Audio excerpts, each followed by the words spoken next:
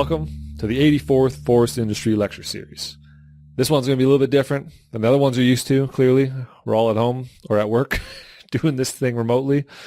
This is definitely not the preferred method, but here we are. So here we go. So we managed to get 3 professionals from across the graduate years of the University of Alberta, and we managed to get them in to talk to them about forest education. We wanted to get their opinions on what their education did for them, how it prepared them for the outside world, what they were thankful for, what they wish was part of their education, which they wish they would have learned, and also what they think should be added, what should be included, what should be in the new forest education in this changing world that we see today. I was really thankful to be able to make these conversations happen. My name is Matthew Kristoff. I host a podcast called Your Forest, which is, I suppose, why they contacted me to do this. So anyways, the first guest we have today is Andy Nigel, as many of you probably know him. Andy graduated from the University of Alberta in 1987 with a Bachelor's of Science in Forestry. He's been a member of a whole bunch of different boards throughout his career. I'm not going to sit here and name them all because you'll all fall asleep. He's always been engaged in the bigger picture. He worked for Alpac for 14 years, where he worked as the general manager and vice president of operations. Since then, he formed the Boreal Management Group and is active in Careers, the Next Generation Foundation. I really enjoyed the conversation with Andy. We discussed the importance of collaboration and inclusion of the soft sciences into university education and how that will help shape the future of sustainable forest management.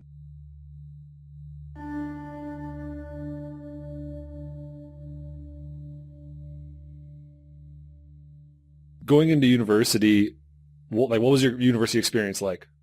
Well, I came in a little different way. So, I started as a logger out on Hinton. I forget what they were called then. Hinton Pulp and Power way back.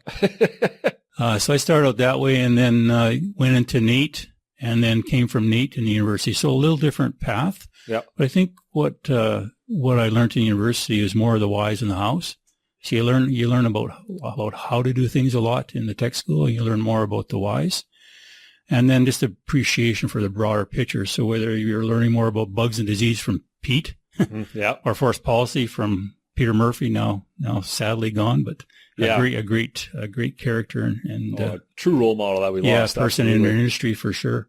I was fortunate enough to interview him twice for the podcast, and it was a real pleasure. Just the thoughtfulness and the compassion and the empathy behind just behind every word that he says, right? And Pete was such a real person, and probably you'll have more discussion about that. But my wife is a forester. Mm-hmm. She saw him out tending his trees there about 3 days before he passed away. So just an amazing character in forestry. Yeah, he was in it till the end. Yeah, you bet. So just some opportunity to learn some of those things. But I think I also got an appreciation at university for some of the smarter people in there working on some of the bigger solutions. And I often thought, because I was a mature student going to university, that there's got to be a way to kind of collaborate more with what's going on in universities with what's going on in the industry, because there was a lot of issues that need solving. I never did much about it when I first got out of university, but I thought there's got to be a better way with the minds that were in there. Yeah, absolutely. What do you think the purpose of a university is in society? How would you describe it? What does it provide that we don't get elsewhere? I think it's just an opportunity to better yourself, to give back to society. So in your learnings and as you develop yourself, there's an opportunity then to contribute to making things better. And I think that's probably one of the main purposes, and to motivate you. Yeah. And to ensure you have fun. You only get one kick at this. So you have to have a career you're passionate about. Yeah, absolutely. So I think going through a forestry education or any post-secondary education, it's just an opportunity to participate more and be successful in whatever you've chosen as a career. Yeah, absolutely. How do you think university changed you? How do you think it altered your thought process and, the way you look at the world? Yeah, I think just from some of the bigger discussions, I go back to Peter Murphy and the policy discussions. Mm-hmm. It wasn't just some of the things that we were going through. A lot of environmentalism then, a lot of pushback. Yeah, clear cuts were on the papers every day or in the magazines, the bad clear cuts, and I think just a broader appreciation for what else was going on in the world and some of those thoughts. And that came through some of the professors like Dr. Murphy and others. Yeah. So I think it just broadened your way of looking at things, and that, for you just to put your head down and say, well, in that instance, people always need they always need toilet paper. So eventually they'll get smart enough and this noise will go away. Yeah. It got rid of that type of thinking. We really do have to change. Yeah. And yeah, that was a slogan that stuck around for a while, right? Yeah. Like what was that? What was the t-shirt again? Who needs toilet paper? Wipe your ass with an owl. Yeah, exactly. A spot owl era and everything else. So it was, and there was all kinds of different thinking in there. We had Mr. Butler that was, encourage everybody to get on a train to go to the Queen Charlotte Islands and go through that protest and establishment of a park out there. So we had all kinds of people giving all kinds of opinion there. And I found throughout my career that that's actually more value. Yeah. Sometimes when you're younger, you might get a little angry at her and say, well, they just don't get it. But quite frankly, they get it according to their perspective on what's going on. And I think you got to learn to incorporate that. To whom do you think we're responsible ultimately? Like, to what values are we ultimately responsible for on the landscape? And when someone leaves university, how should they be prioritizing those values? I guess my base belief is we are part of the ecosystem. Yeah. We can't distinguish ourselves differently from it. And how we succeed is our ability, I forget who said it, Aldo Leopold about, important, our intelligent tinkering is keeping all the parts. Yes. Right? I think that's always stood with me. And that's one of the things I learned in university is that phrase. And I've always thought of that when I'm doing things. Well, are we keeping all the parts? Yeah. Or is this something we're going to be able to sustain? Yeah. Do you feel that university prepared you well for tackling those other values, all these, the non-timber values, the stuff that's, the non-industry values, like the water, the indigenous rights, the recreation, biodiversity? How well do you think university prepared you to tackle that? Probably, Matt, they prepared me as well as they could. Again, the world was changing. Time. The world was changing quickly. Yeah. We didn't know 2 years later that, I'd be involved in this and there'd be a mass protest in Germany over some boreal forest product, right? Yep. So I think they prepared us as best they could. Yeah. There's some things I think that could change, that may have been changed in the system. But what are those things? What do you think? What would you have wished you had learned in university that you didn't get? Just the important part about collaboration and how you make that work. How do you bring different parties to the table and get past some of the conflict? Yeah. To get into a part where, well, here's where we can work together. Worked on, things like the Boreal Initiative across Canada. That was a real collaboration between some groups that would never sit at the same table and try to make things better. So I think, some of that, and maybe that links, Matt, to some of the soft skills. Sure. I think, and they may do this at university now, but if you had a better idea of how to bring people together, how to build a team, how to deal with conflict, and those type of soft things, I think you could come out better prepared to deal with all what's going to come at you when you get out there. Is there anything else you would add to help educate students and prepare them for what's out there? Yeah, something I got through the Institute of Corporate Directors that I thought was very valuable, that I thought the program probably has it now, but just a discussion about ethics. Yeah. And examples of when some ethics aren't really there or being stretched, and how you align yourself with doing the right thing. And I think also the concept of developing your values. Yes. So you develop your values from a very early age, but as you go through the education system, you really start to paste those on your sleeve and say, this is what I'm about. Right. And I think understanding ethics and values from an education perspective is a huge opportunity in our post-secondary. Right. How would you propose we go about doing that? Well, an example would be the ICD just use business cases. They go through situations where, your company is selling this, but that there could be children that decide to eat and choke on it. It's not a food product, Right. You knew that situation was out there. Exactly. Yeah. So how would you deal differently? The Tylenol type things and those type of things. So I think there's all kinds of examples about here's what happened and here's maybe what you should have done and here's how you arrive at that decision. And again, that just starts to enhance or build a foundation of what you value. So you talked a lot about collaboration. Yeah. And the importance of collaboration in the industry. And I feel like we're at a point now where we've only just been able to start to do that properly, where we're only realizing that all of these things are coming to a head, all these issues are coming to a head, and we're in the middle of it, where we're able to make these changes. And first of all, is it the university's role to try to teach collaboration as far as these other values? And second of all, how would you recommend they go about doing it, if so? Well, I think it is a responsibility to talk about what collaboration is. Yeah. You know, I think that's what you hit, as land managers coming out of university, that's what you hit, get full front in the face when you're out there is just how many people feel that they haven't been listened to, or had an opportunity to participate, and they're genuine and they're honest about it. So, if you, and I'll use Indigenous communities because forestry is so connected to our Indigenous partners out there and brothers and sisters, but if you don't understand what their situation is and the importance of listening and then doing, then you'll never quite get it right, because there's a lot of challenges out there and you can make a big difference, but you got to listen, and then you got to be, put your money where your mouth is. You got to get it done with some of those communities. And I think that's all about collaboration. Yeah. And they get the challenges, you think, I have 4 children, and they had I think a good life, they would say. They grew up well. They grew up on a farm. We had a community that cared about our kids. They have the same thing in their communities. Yeah. Right. They don't necessarily have a great life because maybe there's no hope or no economic opportunity or no jobs. So from an industry point of view, is how do you make some of those things happen that start to build the foundations for a healthy community? Yeah. Because I've always thought, if you got 15 Indigenous communities surrounding you or within your forest area, and they're not successful, your industry eventually will not be successful.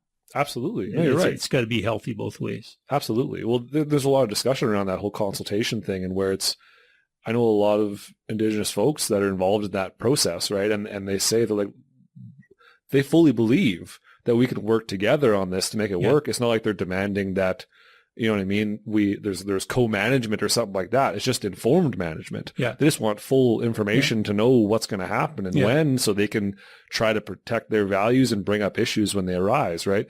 But if we tell them 3 months beforehand, it's not really adequate time for them to do any of that, right? So, I agree. So what do you think? This is an interesting conversation, because the Indigenous rights or Indigenous justice, or however you want to put it, it's an issue that directly affects the forest industry and forest professionals. Mm-hmm. Every single one of them runs into it. And it's not something I remember learning about at all in university. It was something I picked up in the industry and in my personal life. Do you think it's the role of the university to provide, especially because we were talking about providing that social soft science approach in forestry classes, do you think it's their role to maybe discuss the Indigenous situation in Canada and provide that context so there can be that empathy? Because like you said, we can't begin to work together unless we understand what they've been through. Yeah, that's a good point, Matt, because I don't remember actually getting that in any of my post-secondary education, but I think a good understanding of the history. One of the first things I did when I got out of school is read Treaty 8, right? The entire document. I think people should have the Truth and Reconciliation document next to them and say, well, I'm not part of all this, but here's where I can participate. My driver, always in industry perspective, is that these communities want to economically benefit from the opportunities. So how do you make that happen? Yeah. And it's usually the hard way. It's usually more, I shouldn't say the hard way, more difficult. The easy way is just go to get a contractor from a local town that's done this for 30 years. But that's the easy way. Yeah. The hard way is to how do you engage them in terms of a business opportunity? How to engage your youth in some of these jobs that pay well, and maybe start to change some of the dynamics in the community. Yeah.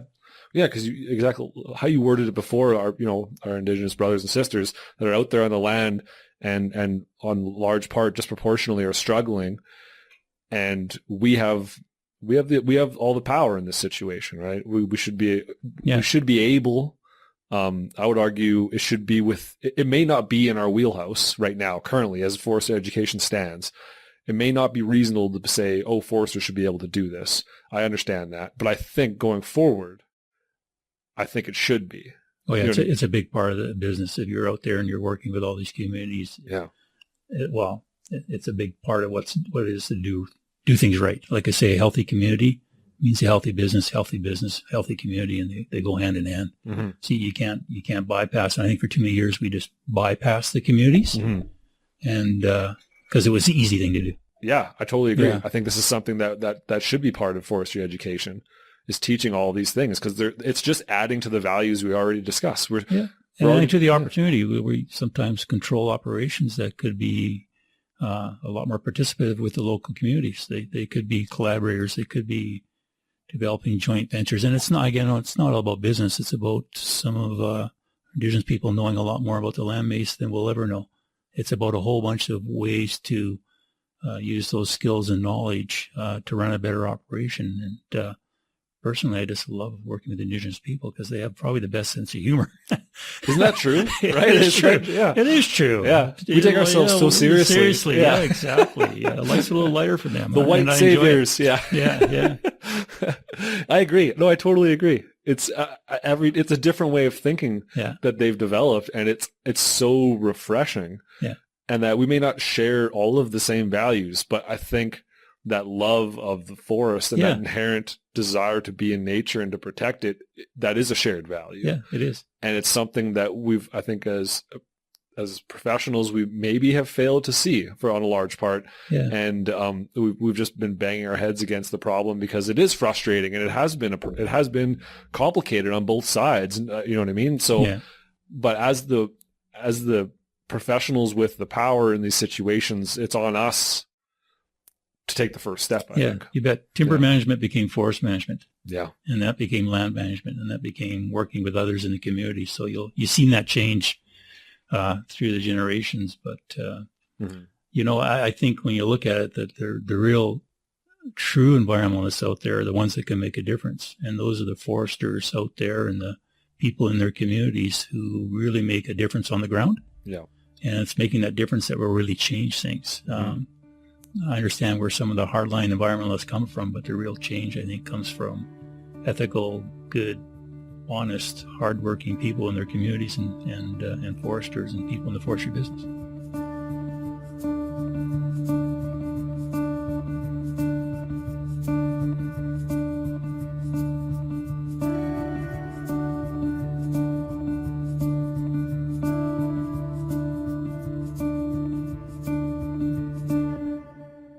Thank you, Andy, for taking the time to come on and do that.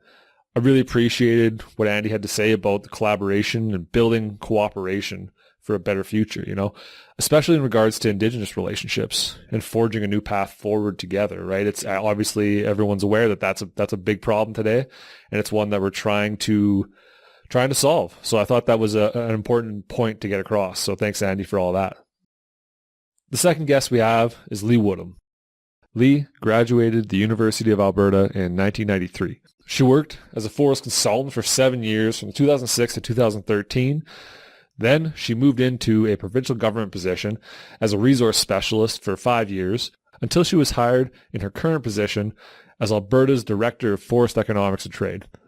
We talked a lot about the importance of community when tackling big values and how her education helped her build a supportive community around her, and how that community is crucial to the success of the forest industry.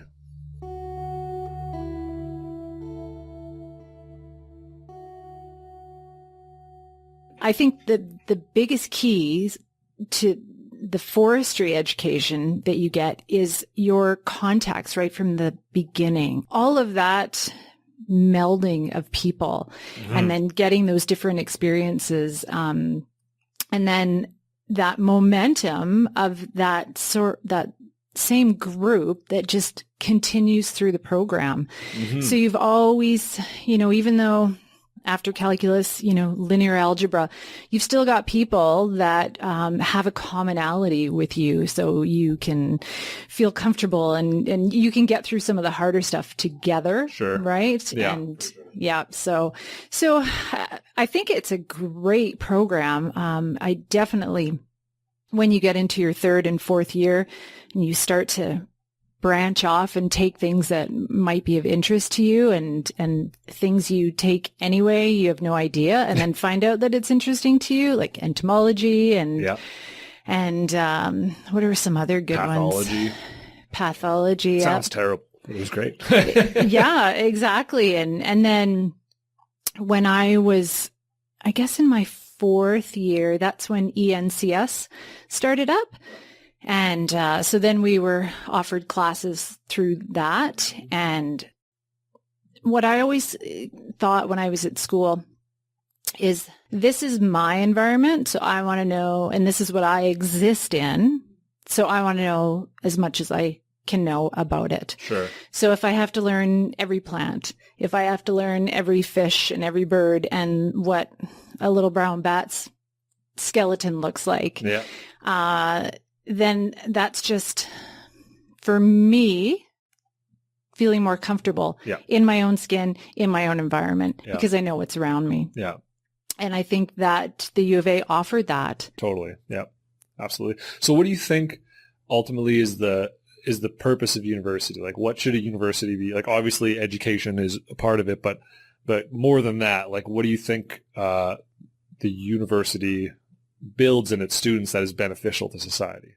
Well, I think those contacts that you build through your professors, through outside of academia, because you get exposed to industry and industry players, and research, that whole side of it as well. And so I feel like it's the networking that really resonates and continues.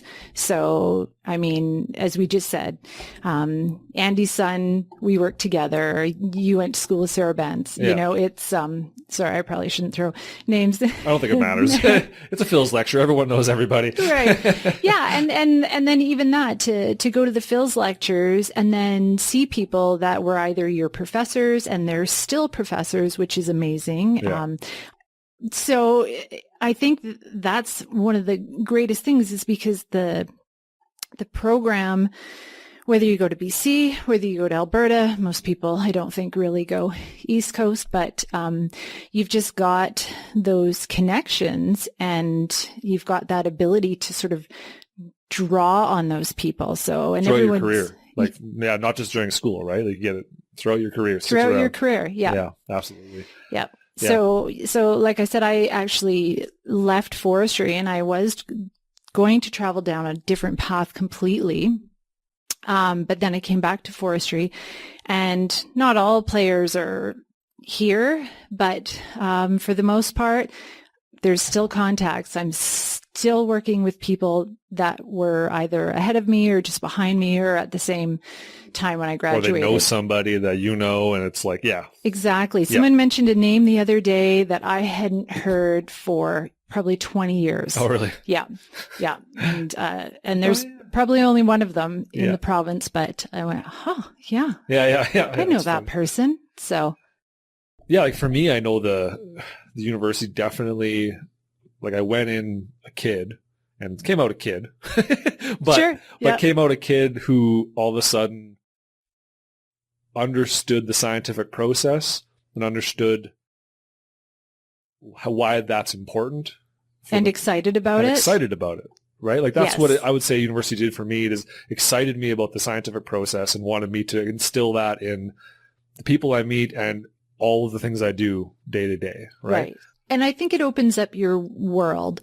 And so when I think about my son going to university now, and of course we encourage all our kids to go post-secondary, because it does open up those avenues that you might not have ever known. So as we were joking, you don't necessarily start off your first year and then continue down the calculus route and think, I want to be a calculus professor, right?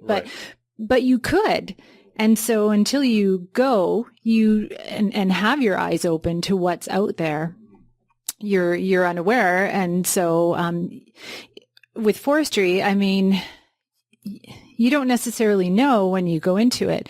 What does it mean to be a hydrologist? What does it what does it mean to go into ecology? Because ecology is huge. And Yeah. so there's so many different avenues. So I think that it allows you to have that excitement of always learning something new. Mhm. And then when you graduate and start your career, well, you know that if that's not quite right for you and you don't like that fit, there's so many other things in forestry that you can try. And so you're always having that opportunity to keep learning. I learn something every day, every day. I mean, I am supposed to be director of forest economics and trade. Supposed to be, you are. I am. I say supposed to be because there are people that know a lot more about forest economics, and that's the route that they went. I did take forest economics, but it wasn't something that I had thought at the time that was what I was going to be doing as my career.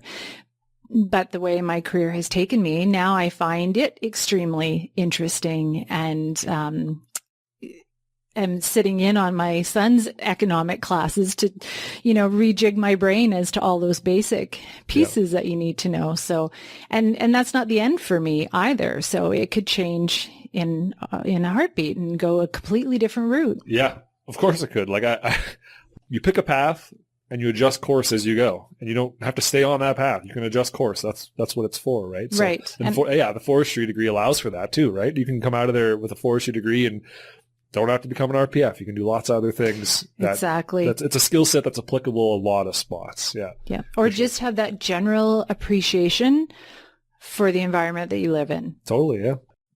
What do you think our role is as foresters, and how does the university prepare you to tackle that task? Like on the bigger stage of what is a forester, what's our responsibility, right? And how does university prepare you to handle that? And does it do a good job? So to me, being a forester is just keeping those forests green for everyone. Right. Forever. Yeah. Whether we can or we can't, it is questionable. And it's not even just the trees, it's everything that goes with it. So can we keep these beautiful streams? Can we keep clean drinking water? Can we keep species that we know that we're affecting, we're impacting? Can we work towards helping keep them around for our next generations? Yeah. I don't want my kids to not know what a caribou is. Yeah.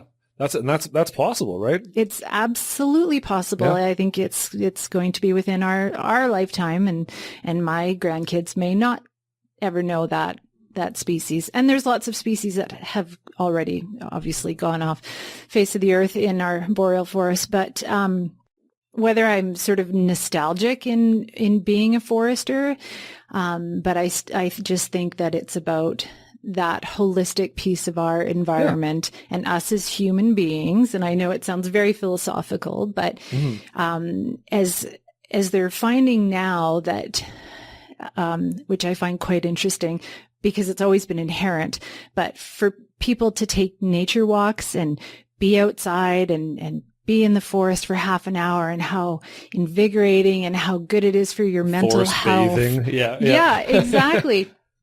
And so as people are maybe being made aware of that, I think that was always a role of a forester too, to realize that this is for everyone. This natural environment is to be shared and appreciated, and to sort of spread that message. What did you get from university you didn't expect to get? I think that, and I'll go back to this, I think what I got was a family. Yeah.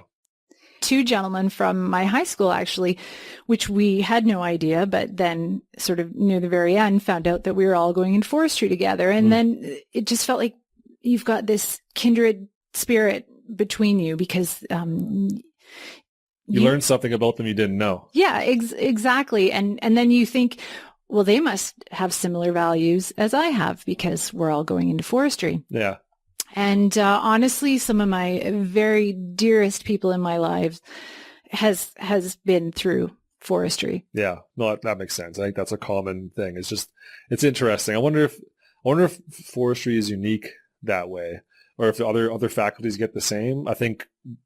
I feel like you're right. Like the nature thing is such an ancient desire and such an ancient connection. Like it's, you know what I mean? It's where we came from. It's inherent in us. It's part of us. We're part of the ecology of the world. And exactly. So I think it's in us as human species, right? So it does seem like a deeper value, right? But so I would think that forestry is probably pretty unique in that perspective, but yeah, I don't know. I mean, this is just hearsay. No, we're tooting our own horns here. Yeah, well, for sure, and as we should, because we want people to continue, right? We want people to go into forestry and continue that, and maybe it's something inherent, and maybe some people are more in tune to picking it up, because I know people that have no interest of going into the woods, right? It's not something that's ever been part of them or ever will be. But it's something that it's always stayed with me,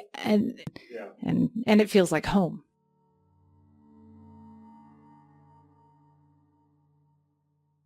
Forestry is being more politicized now than ever before. Yes. Right? Exactly. Is that a tool and a skill that we want the future foresters to have? And can university do that for them? And do you think they should do that for them? Right. Well, I think when you are going to university and you are learning about all the intricacies of the forest, I would think then just having that base of what you've learned in university allows you to dispel some of those, maybe untruthful pieces of social media that's coming out there, and be able to sort of counteract and get that right information. Yeah. And a big part of it for me is just expressing my celebration or my love of the forest with other people. Yeah. So that's part of it. That's one definite way of getting that messaging out there. Yeah. I mean, we see the campaigns, we see the I Heart Alberta campaign, and it's fabulous. And I think I have a pin on my coat. Love Alberta Forest. Yeah. I got that. I got the, what do you call it? The bumper sticker? The stinky thing in my window. Oh, there. yes. The air freshener. Air freshener. Yes. That's the word. Thank you. Yes, I do as well. So I think that, I think you're definitely correct in that is an opportunity or an avenue for us to, maybe get the messaging straight, and maybe. Yeah. Well, and even just understanding, like, politics is messy, and it's not always about who's right. It's about who's loudest and who can. So it's getting to the point now where it's like, we know that, at least, and this sounds arrogant, but I think we know that we're in the right as far as the general outlook of how we do forestry. But just because we know that doesn't mean that the public can't kick us off the land base if they decide otherwise, right? So, like, this is a privilege to do this work, and so I think we need to be able to listen to what the public is saying and make sure that they feel heard, and that we're doing something for that concern, because they're doing it because they have a value that they want protected, and they don't know that it's being protected or whatever, right? So I think there's more room there for social consciousness when it comes to the forestry perspective, because I think up until now we're very much about the science, right? Very much about the hard science. Like, this is the hard science of, like, we're doing the good things, and it's like, okay, but if the public doesn't know that, they ain't going to care, right? And there's no public advertising campaign that's going to fix that for us. It needs to be something that we create in society and in the culture, right? So I think training the foresters of the future, forest professionals of the future, is one to understand that and to be empathetic towards those absolutely thoughts, and to, you know what I mean, approach it with tact, because, like, it'd be really easy to be like, you're an idiot. That's not how this works. Let me tell you, buddy. This is how, like, that is super. No one's listening to you now, right? But if because we think we're right, or we think we're doing the right thing. Yeah. But you're right. We should be open to listen, because it may not be the right thing anymore. Yeah. Or at least in the public perception, it's not. And therefore, so we have to make sure they feel heard and that we're looking out for their best interest. Yeah. What was your favorite class? My favorite class. Right. I would have to say, Jim Butler's class was amazing. I think it was an ENCS course, but it was a wildlife course? It was the wildlife, yeah. Dendrology, it still resonates back. Yep. Forest ecology. Yeah. Maybe I just have forgotten a lot of things, or there's a lot that's happened since I went to university, and I don't even remember the last 10 years of my kids' lives. So it's, but there are some key things from forestry that I do remember. But I think that my policy class was with Peter Murphy. Oh, yeah. And sort of debating those bigger issues. I do remember now doing some papers about, twinning the highway through Jasper Park, and what would that do for the ecosystem, and what would that do for the wildlife, and so debating some of those bigger issues, those bigger thinking pieces for sure.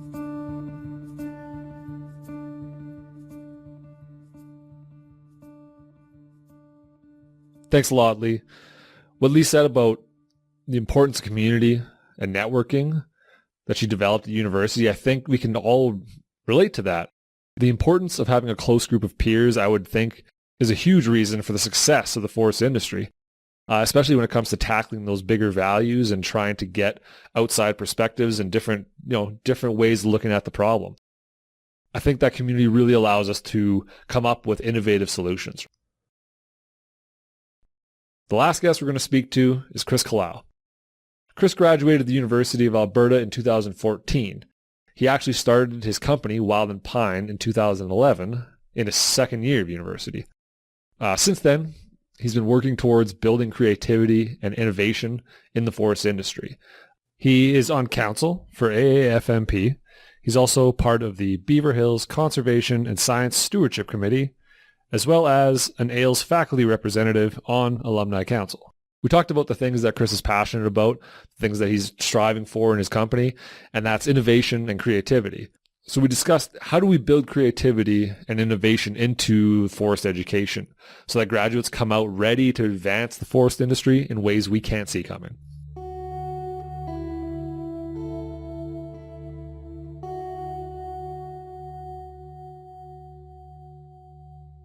Yeah, what did you get from university that you didn't expect to get?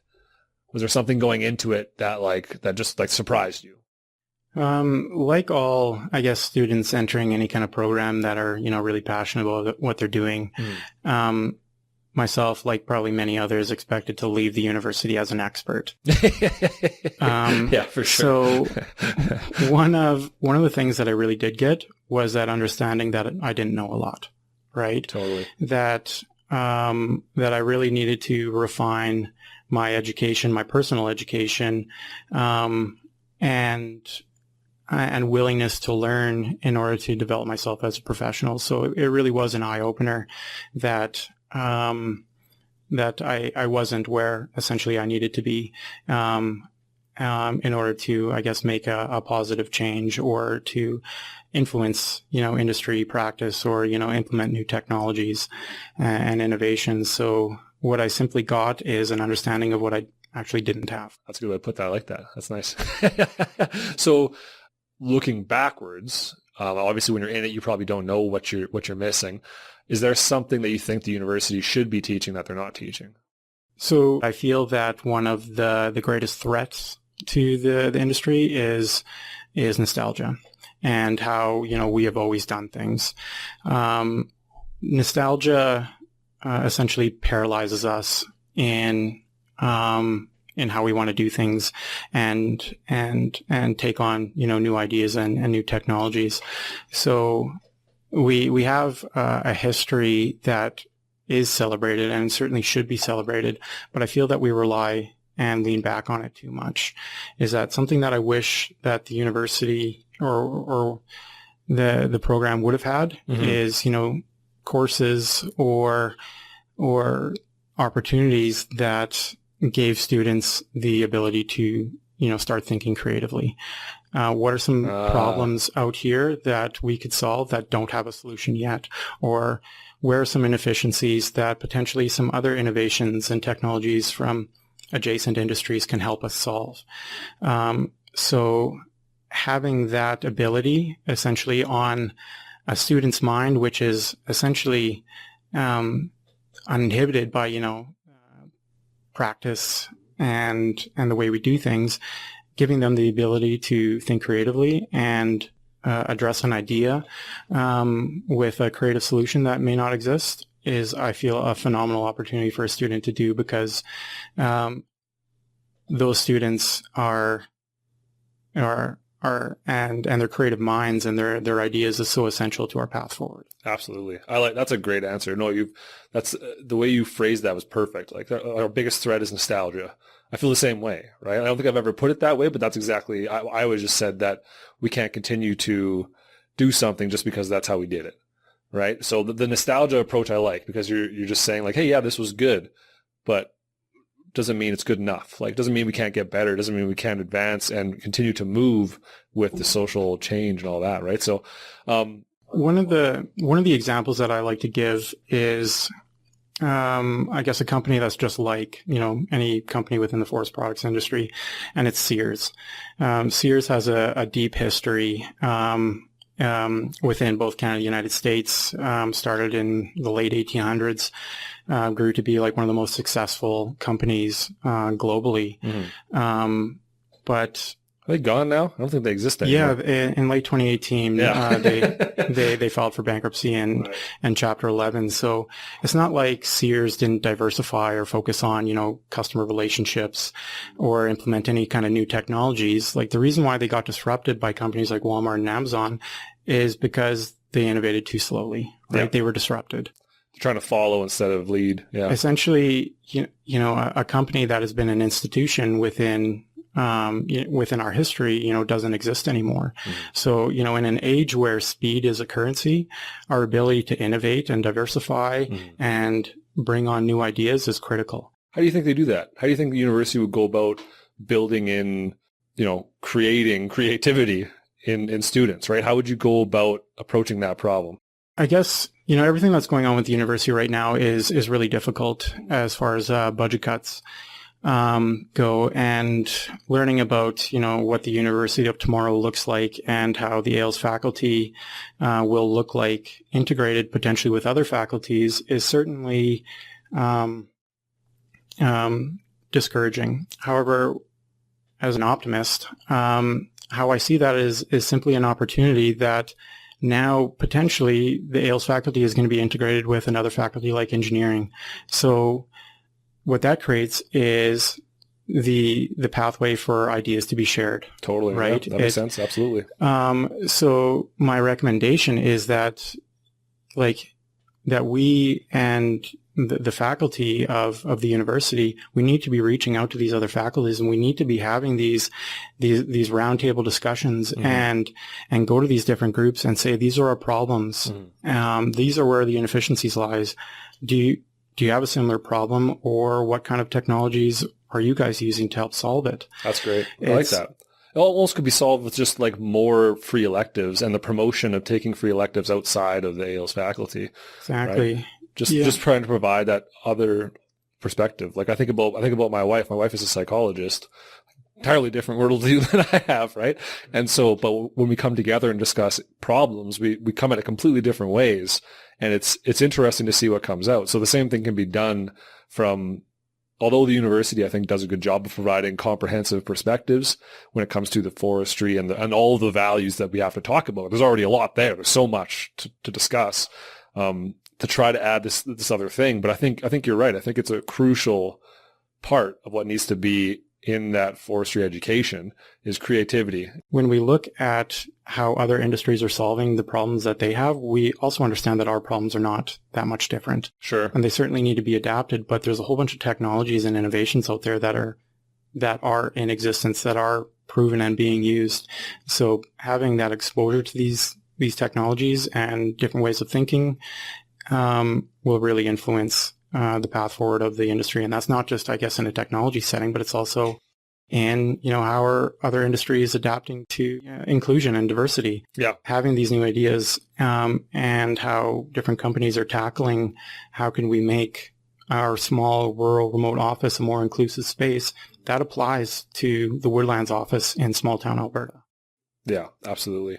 So how about the social dimensions of it? Because I think, for me at least, in university, I don't really remember discussing the social aspects of forestry, social dynamics there.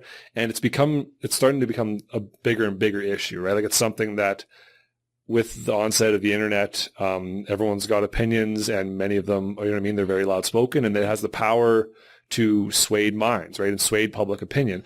And so it's, you know what I mean, it's not unlikely that the wrong public opinion could, and by when I mean wrong public opinion, I mean a public opinion that is, you know, scientifically inaccurate but is popular, could dissuade us off of the course of sustainability because we're kind of forced to do what they want, right?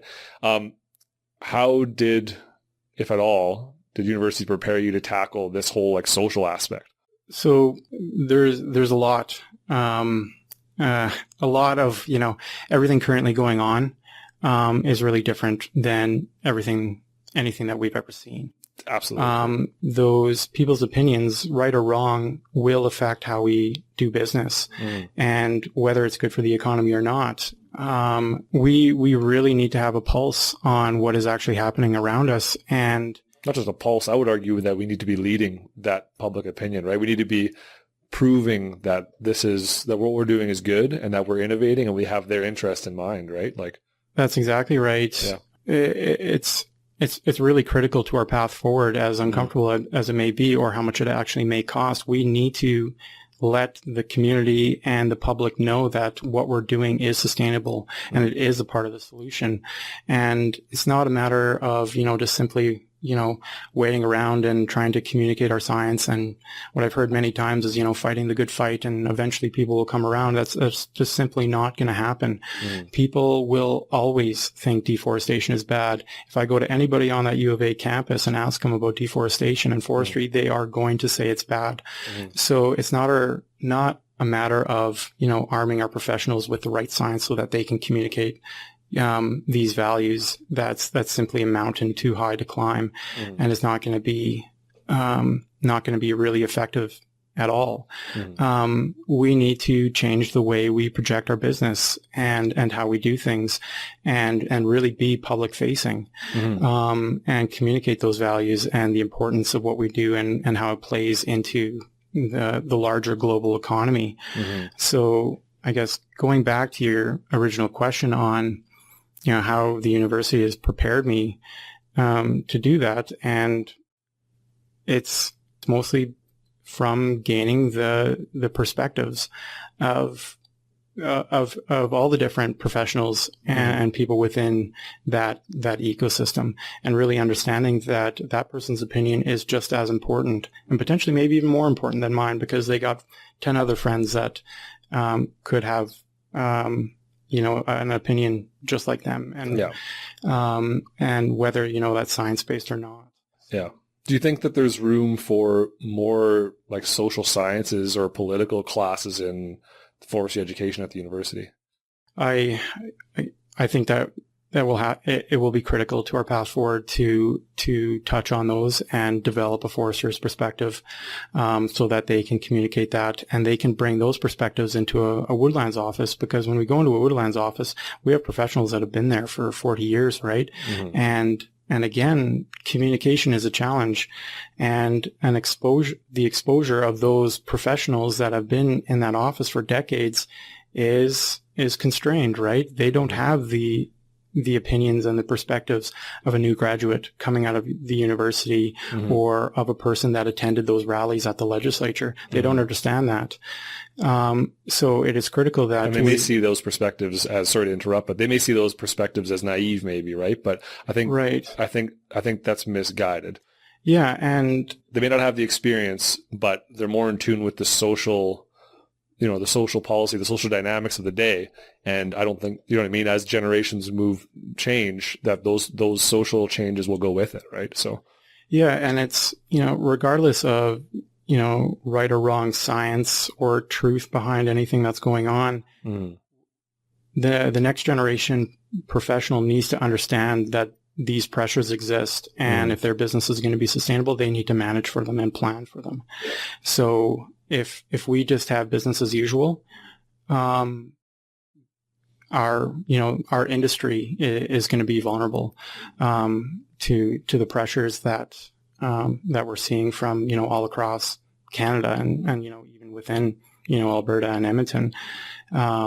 So overall, like, I mean, we're talking a lot about how the industry is going to change and that kind of thing, but do you think the forestry education that we're receiving in university is adequate to prepare us for that change? Do you think it's doing a good job of developing the next generation? Do you think it's achieving what it's supposed to be achieving?